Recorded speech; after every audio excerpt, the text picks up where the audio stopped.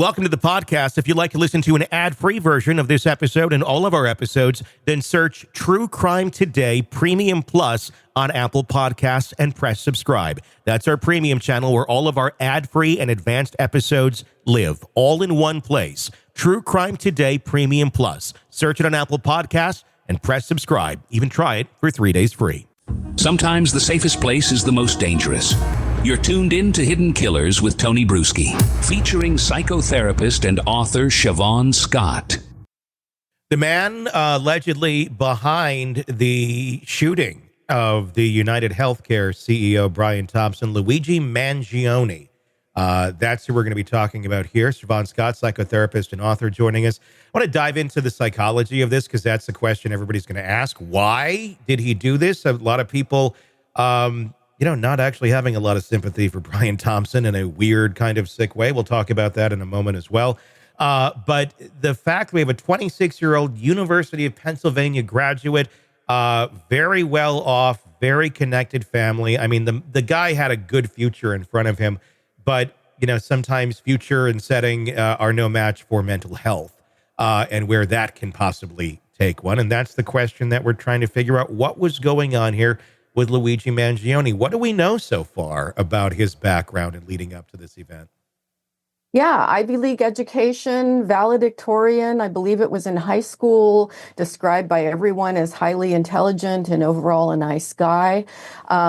Did have the history of a back problem. I'm not sure if it was congenital or from an injury. It could have been either.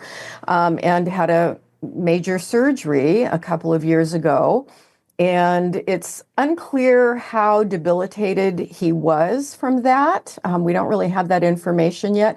It's possible that he did have chronic pain and subsequent problems, although in many social media pictures we've seen, he appeared to be quite fit and quite athletic. And apparently half the women in the country are in love with him at this point. Yeah. So it's fascinating. That's a weird point about all of this he's hot. That's what I've been hearing from a lot of women. I mean, I'm not saying men haven't done it either. I mean, men have looked at, Jodi Arias and you name it in person here, who've been alleged to have committed crimes or been charged with crimes or have been, convicted of them and say some of the same things. Obviously there's that, but not really the profile of someone that we would think that, would go in off as CEO, and then to connect it directly to the back injury. I mean, people are just trying to figure things out. Does any of this connect together? Yeah, no, I called this one. When I first saw the video footage the other day before he was captured, I said, it looked like a classic political hit. Mm-hmm. And I said, this is a young man in his 20s who's been influenced by extremist ideology of some sort that would justify violence as a way of making a statement to the world, particularly with the words that were written on the shell casings after he shot him. So it's extremist ideology, and that doesn't mean he's mentally ill at all. But it's kind of a classic, I'm an avenger, I'm helping society. You get a lot of virtue signaling with guys like this. And he was a big fan of the Unabomber. We know from his writings on Goodreads that he had read the Unabomber's written words and was a fan.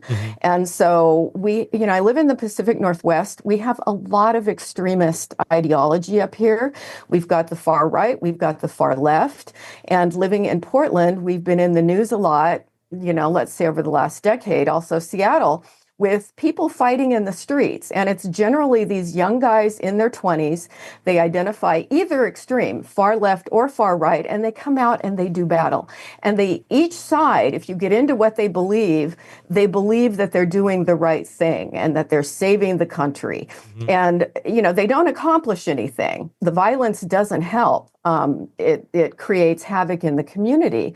But that was my call on this. There's no psychosis, possibly not even a personality disorder, though you do see often, particularly when they go for a big target like this, there's some narcissism because even though they say I'm doing this for society, there's also a big element of look at me. And I think we definitely saw that here. We knew he was smart. He had planned this out meticulously. It wasn't flawless by any means. He wasn't a professional hitman, which some people were speculating about. But, this was clearly a bright guy. He wasn't a schizophrenic just wandering around with a gun. So I think when the entire manifesto that he wrote is revealed, he was taking on corporate America and just really wanted to make a statement. And he did make a statement. If we're not talking about any sort of mental illness here, that was my next question. Was there a personality disorder at play? It seems that there would be something at play to not interpret reality on reality's terms, although maybe he was interpreting reality on reality's terms, just had a very different way of dealing with things. But that doesn't necessarily make you a psychopath. It just means that's a person who thinks this is right. This is just how it works for them. And that's the equation that comes out of it. And we see it very often in people that are of above average intelligence. Look at the Unabomber, genius. Yes. This guy probably also right up there. Almost, they're seeing things at a higher level. Not saying it's right by any means, but they're seeing things at a different level and a different perspective. Their prism, when it goes through, and the colors they're seeing are not the same colors we're seeing. And they're thinking something different. I talk about extremism in my book quite a bit because there's a certain category of people who do mass killings. Some of the mass shootings have been by people with extremist ideology, and that's really been my focus in research. But they immerse themselves generally online. Again, if we had his internet history, you would find a lot of immersion in these extremist communities, and they identify with it. They read a lot of books on it. His Goodreads, choices are telling a lot. And it's sort of, we use the term radicalization. You see it with the suicide bombers who are not all mentally ill. Some are, but certainly not all of them. But they become so immersed in this reality and this belief system and this sense of I'm victimized somehow, or I'm standing up for the victimized people. And they virtue signal a lot. Look what I'm doing. I'm a martyr for the cause. And it's really a mindset. And it is a different reality than, what the average person inhabits. And we talk about narcissism. Is someone doing this for the publicity, for the attention, or are they doing it because they believe they're doing what's right? And at the end of the day, they don't really care what happens to them because, obviously, you think you're probably going to get caught. At least I think most people would think that. That it's not going to end well for you. And if it's not going to end well for you, why would you go down that road? Why would you want that for yourself? Even though that's what holds, I think, a lot of people back from doing horrible things is the fact that it's not worth it. It's going to destroy my life. But at the same point, a lot of people are looking at this guy and seeing what he did and kind of going, oh, I get it. In a really weird, dark way. But if anyone looks at it, I'm not saying any of this is right, but you can kind of go, well, I think we all have known somebody who was screwed over by the healthcare industry or have had themselves screwed over by the healthcare industry and have gone through the hell or have seen people die because they didn't get the care they needed or they were denied or this or that. And that's in the thousands of people. This is one guy who was killed, the CEO. Yeah. So I think a lot of society is asking the question, why should we have any sympathy or empathy for this guy when he's the head of a corporation that actively kills people every single day? By denying coverage. At the same point, you can argue they save people every day, too, because they're providing the means when they approve what is needed. You can kind of go back and forth on it. They're not all, there'd be people that would die if this didn't exist and people couldn't afford their care. That goes to another larger argument of healthcare coverage. But that's what people are thinking. That's why people are kind of like, oh, damn, he got caught. Speak to that a little bit and the mindset that you have literally a good chunk of the country feeling that way and not a lot of empathy if this was, a school shooting or just some other random shooting. Yeah, 100%. It is tapped into the rage across the culture about the healthcare mess that we have in this country, and so many people not insured at all. And it's just sort of been this laser focus, for that anger, which I can understand. I've been angry at health insurance and the lack of, and had to do all kinds of extreme things to get coverage. Yeah.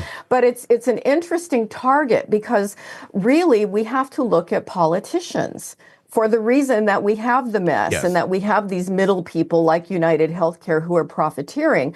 Are we going to start assassinating all the politicians who vote no on universal health care?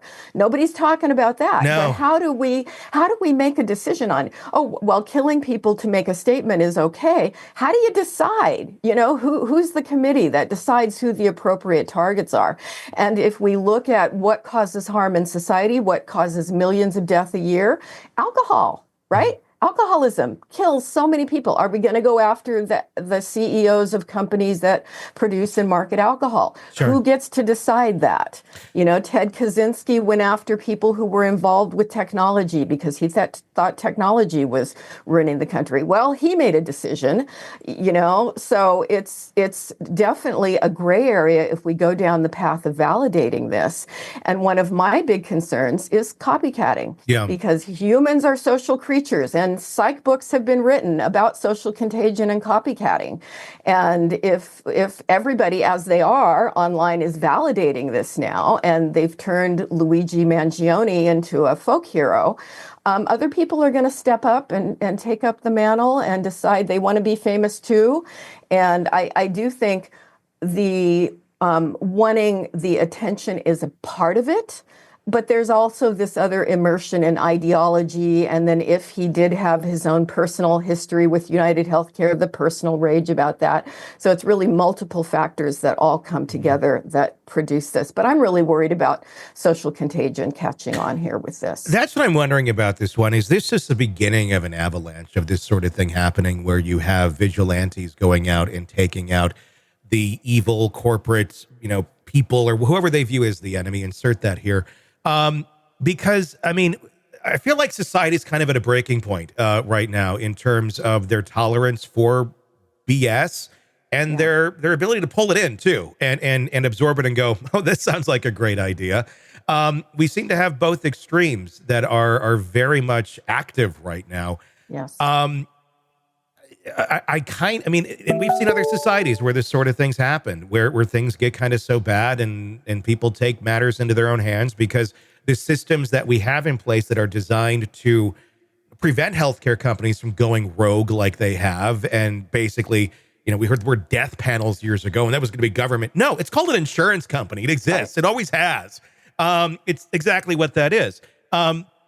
Where people literally are finally just sick of it. And they're going to say, screw it. If our government can't fix this, if the right systems can't fix this, maybe some people high level dying will get attention. I mean, that's not a thing. It's a good thing. I'm not saying encouraging that, but it is concerning that, this is going to catch on and that type of thinking is going to continue. But I don't know how you really stop that avalanche of things unless the actual systems themselves that people are having such issues with that they're willing to kill over are corrected. I don't think we can just sit here and go, oh, it's the gun or it's the mind of the person. It's this or that. There's a reason people are being pushed this far. Yeah. Yeah. And I really think what you're hitting on is the breakdown in our political system, which we're seeing, everywhere. We're just seeing the system that's supposed to work. And the Supreme Court is, basically they're taking bribes, certain justices. And our system is broken all across the board. Yeah. And ultimately, when it comes to healthcare, the politicians are the ones who are accountable for what is not working here, because certainly other countries make it work, or they at least make it work better than it does here. Yeah. And those are the folks that we need to hold accountable, because corporations are out to make a profit, and that's all of them. And it's up to the government to function well enough to rein them in and see that the people of the country are served. And our government is a mess right now. Welcome to the podcast. If you'd like to listen to an ad-free free version of this episode and all of our episodes, then search True Crime Today Premium Plus on Apple Podcasts and press subscribe. That's our premium channel where all of our ad-free and advanced episodes live, all in one place. True Crime Today Premium Plus. Search it on Apple Podcasts and press subscribe. Even try it for 3 days free. You're neck deep in a dark, twisted tale, and just as the tension peaks, bam, a commercial about some miracle diet pill breaks the spell. It's like finding a fly in your soup after the first bite. But here's the fix. True Crime Today Premium Plus on Apple Podcasts. You get to enjoy your crime stories without the junk. Ad-free episodes, extended interviews that go beyond the surface, and early access to all the gruesome details. It's like swapping out a can of cheap beer for a glass of fine whiskey. So search for True Crime Today Premium Plus on Apple Podcasts. Subscribe and keep the darkness flowing uninterrupted.